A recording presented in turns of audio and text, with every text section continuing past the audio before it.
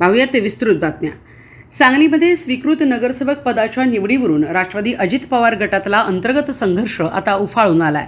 राष्ट्रवादी काँग्रेस शहर जिल्हाध्यक्षाकडून नगरसेवक पदासाठी आर्थिक आमिष दाखवल्याचा गंभीर आरोप राष्ट्रवादी अजित पवार पक्षाचे महापालिकेचे गटनेते मैनुद्दीन बागवान यांच्याकडून करण्यात आलाय। राष्ट्रवादी अजित पवार गटाचे शहर जिल्हाध्यक्ष पद्माकर जगदाळे व स्वीकृत नगरसेवक पदासाठी इच्छुक असणाऱ्या दिगंबर जाधव यांच्याकडून निवड करण्यासाठी आर्थिक आमिष दाखवण्यात आले। मात्र त्यांच्या आमिषाला आपण बळी पडलो नाही म्हणून आपल्यावर खोटे आरोप करण्यात आल्याचा पलटवार करत खोटे आरोप केल्याप्रकरणी कायदेशीर कारवाई करणार असल्याचे गटनेते मैनुद्दीन बागवान यांच्याकडून स्पष्ट करण्यात आलं आहे। अशोक मासाळे यांची स्वीकृत नगरसेवकपदी निवड करण्यात आल्यानंतर राष्ट्रवादी शहर पदाधिकाऱ्यांनी राजीनामे दिलेत। यावरून शहर जिल्हाध्यक्ष पद्माकर जगदाळे यांनी गटनेते मैनुद्दीन बागवान यांच्यावर कारवाईची मागणी केली आहे। यावरून बागवान यांनी शहर जिल्हाध्यक्ष पद्माकर जगदाळे यांच्यावर गंभीर आरोप केलेत। त्यामुळे आता सांगलीतल्या राष्ट्रवादी अजित पवार गटातला अंतर्गत संघर्ष उफाळून आला आहे। त्याचबरोबर अशोक मासाळे यांनी कोणतेही आर्थिक व्यवहार झाले नसल्याचे यावेळी खुलासा केला आहे। दिगंबर जाधव आणि जिल्हाध्यक्ष पद्माकर जगदाळे यांनी जे आरोप केलेले आहेत ते पूर्ण खोटे आणि बिनबुडाचे आहेत। निवडीसाठी दिगंबर जाधव आणि पद्माकर जगदाळे यांनी तुम्ही आमचं नाव घ्या त्यासाठी त्यांनी मला काय घेऊन देण्याची आर्थिकचं आश्वासन मला आर्थिकची काय आमिष त्यांनी मला दाखवली होती। त्यांच्या आमिषाला मी बळी पडलो नाही म्हणून उलटा माझ्यावर हे खोटे आरोप करत आहे। नेमकी वस्तुस्थिती काय? मासाळेंचं नाव चर्चेत कसं आणि ते कार्यकर्ते आहेत का? हो, 2000 परवाचे 10 नंबर वार्डामध्ये ह्यांनी आणि यांची मिसेस दोघांनी उमेदवारी आपल्याकडे मागितली होती पक्षात। मग आपण काँग्रेस आणि राष्ट्रवादीची आपली युती झाल्यानंतर ती जागा त्यांना सुटली आणि त्यासाठी आम्ही विनंती केली, माझ्याकडे आले तेच आता मी त्यांना विनंती केलो की तुम्ही माघार घ्या, नक्कीच तुमचा पक्ष योग्य वेळी वेगळी विचार करेल। आणि हे शब्द मी नाही, पद्माकर जगदाळेंचा त्यांना दिला होता।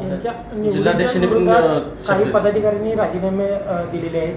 त्यांचं असं मत आहे की मासाळे यांची जी निवड करण्यात आलेली आहे, मासाळे पक्षात नाहीत, त्यांचा कधी पक्षाशी कोणताही संपर्क नाही। असं असताना बागवान यांनी चुकीच्या पद्धतीने आर्थिक व्यवहार करून त्यांचं पद नाव जाहीर केलं। ऑफिसमध्ये यशवंतराव चव्हाणचं फोटोपूजन केलं। त्या फोटोपूजनमध्ये माझे फोटो आहेत की मी तिथं कार्यालयात फोटो आहे माझा। माईक लावले त्यांनी जे आरोप करतात, मी आत्ता काय म्हणतो 10 नंबर वार्डामध्ये अशोक आणि त्यांची मिसेस दोघांनी आपल्याकडे उमेदवारी मागितली होती आणि त्यांना उमेदवारी देण्याचं आश्वासनसुद्धा दिलं होतं। पण आपण त्यांना जगात तिथं आपल्याला वाटणीला जगाच नाही आल्यामुळं त्यांना मी असो ते जगात दोघांनी विनंती केली तुम्ही इलेक्शन लढवू नका, तुम्ही थांबवा, पक्ष तुमचा योग्य वेळी योग्य विचार करेल। आणि ज्या वेळेला मासाळ यांनी नगरसेवकाचा आज दाखल केलं तर माझ्याकडे नाही मागणी केली, जिल्हा अध्यक्षाकडे मागणी केलेली आहे। आणि असे अनेक जे लोक आहेत जे जिल्हाध्यक्ष मागणी केली डायरेक्ट माझ्याकडे आल्यानंतर मी त्यांना पहिला विचारत होतो की तुम्ही जिल्हा अध्यक्षाकडे मागणी केली आहे का, जिल्हा अध्यक्षाच्या कानावर घातलेलं आहे का? हो, त्यांनी म्हटले हो आम्ही जिल्हा अध्यक्ष कानावर घातलेलं आहे। मी स्वतः फोन लावून सांगतो, विचारलो तो लगेच फोनवर कोणाला जगदाळा अमुक अमुक व्यक्तीनं तुमच्याकडे भेटून गेलं का? गेलं। हो ठीक आहे, मग त्याचा अर्ज मी स्वीकारत होतो।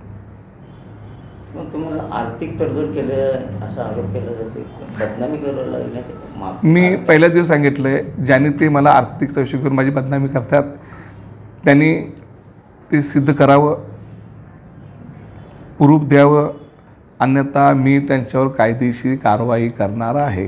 मी पहिल्या दिवशी सांगितलेलं आहे। या संदर्भात पक्षश्रेष्ठींशी काही तुम्ही बोलताय? पक्षश्रेष्ठीशी नाही, मी वहिनीचे इलेक्शन चालू आहे आत्ता, त्यांची एवढी मोठी इलेक्शन असताना एवढी छोटी मोठी गोष्टी आता त्याचा म्हणजे इथला विषय तिथं कानावर घालणं योग्य नाही। पण इलेक्शन बारामती झाल्यानंतर मी वहिनीला परत परदेशात असलेले तटकरे साहेबांना भेटणार आहे।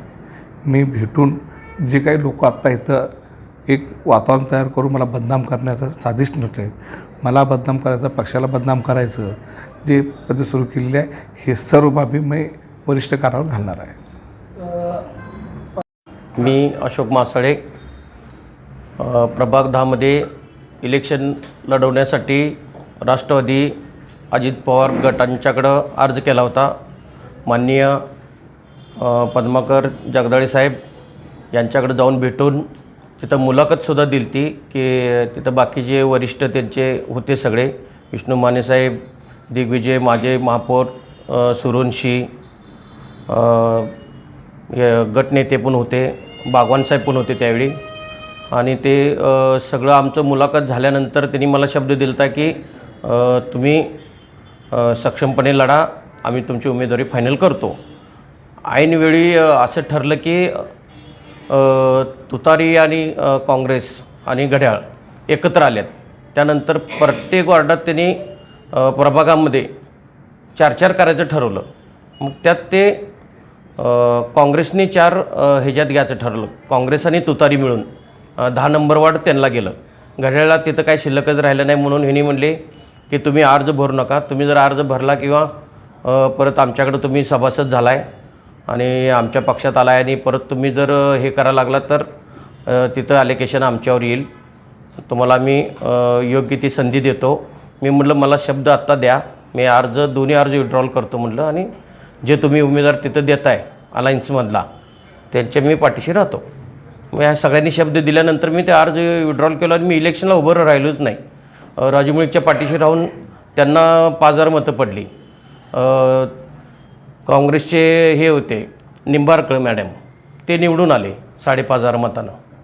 एवढं सगळं करून झाल्यानंतर मग ह्यांच्या मागं लागलो मी, मला कॉप्ट करा म्हणून. मग कॉपला अर्ज केला. अर्ज केल्यानंतर इथं सगळं हे गोंधळ उठल्यानंतर तुम्ही करत मग शेवटला काही नगरसेवकांना मी भेटलो सगळ्या आणि विनंती केली आणि त्यातनं माझं नाव फायनल झालेलं आहे. आणि माझी जी निवड आहे ती कायदेशीर आहे. कुठेही जे गोंधळ उठला आहे ह्याच्याशी माझा कुठेही काही संबंध नाही. आर्थिक तडजोडीचा तुमच्यावर आरोप होते, बाबांनी तुमच्यासोबत आर्थिक तडजोड केल्या. आर्थिक माझ्याकडे त्यावेळी जर असतं तर बंडखोरी करून अपक्ष उभं राहिलं असतं की मग इलेक्शन लढवली असते ना. इथं ह्यांना पैसे द्यायचे तर मग त्याचवेळी मी हे केलं असतं. माझं काय एवढं पैशाचं बजेट नाही आहे, त्यामुळं मी सामाजिक कार्याच्या बळावर आणि ह्यांना राष्ट्रवादी पक्ष 10 नंबर वार्डामध्ये कोणच नाही, यांचं तिथं घड्याळचं काम करणारं कोणीच नाही म्हणून मला संधी मिळाली आहे. तुमच्या विरोधात पक्षातील सगळे जे काही कार्यकर्ते असतील ते आता राजीनामे देण्याची तयारीत आहेत. तुम्ही पक्षात नवीन आलाय, तुमचा पक्षाचा काही संबंध नाही असं त्या पदाधिकाऱ्यांचा आरोप आहे. नाही, मी सभासद झालो की इलेक्शनच्या वेळेला अर्ज भरला की नाही त्यावेळी मी पक्षात गेलोच की. आत्ता आलाय आणि आत्ता आलेल्या जर तुम्हाला संधी मिळत असेल तर निष्ठावंतांनी मग तिथं काय करायचं असं त्या कार्यकर्त्यांचं मत आहे. ते आता ज्याचं त्यांनी ठरवायचं ना. मी मागणी केलो, मला मिळालं आहे. आता ते जे मला शब्द दिलता ते शब्द त्यांनी पूर्ण केला एवढंच मी म्हणणार. आर्थिक तडजोडीचं तुमच्या आर्थिक तडजोड आमचा काही संबंधच नाही ना. आर्थिक जर माझ्याकडे तेवढं बळ असतं तर मी अपक्ष लढवले असते इलेक्शन. बदनाम करण्याचा प्रयत्न. हां, बदनाम करायचा प्रयत्न तर ते आहेच की. तुमची भूमिका काय बदनाम? आमची काय भूमिका, आमच्या जर असंच जर चालायला लागलं तर आम्ही कायदेशीर बाबी अब्रू लुस्काने खटला दाखल करणार की. जिल्हाध्यक्षांच्या विरोधात कोण असेल ते, तसं काय कोणाचं नाव घेणार नाही मी. त्यांनीच आरोप करले ना तुमच्यावर. नाही, मी काय म्हणायला लागलो आहे असं अजून तर मला तर काय अजून त्यांनी डायरेक्ट बोलले नाहीत. दुसऱ्या तिसऱ्या चौथ्याचं मी गैरासमोर कोणासमोर काय पण बोललं तर मी माझ्यावर कशाला ओढून घेऊ.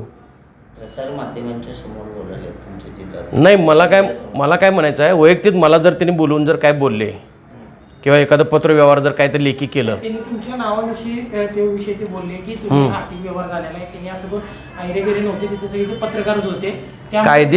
कायदेशीर एखादी नोटीस आली, मी काय त्यालाच काय म्हणतो माहिती आहे काय, कायदेशीर एखादी नोटीस येऊ दे मला की बाबा तुम्ही असं केलं आहे, मग त्याला उत्तर देऊया ना. त्यावेळी तोंडी बोललेलं त्याला काय बोलता येत नाही.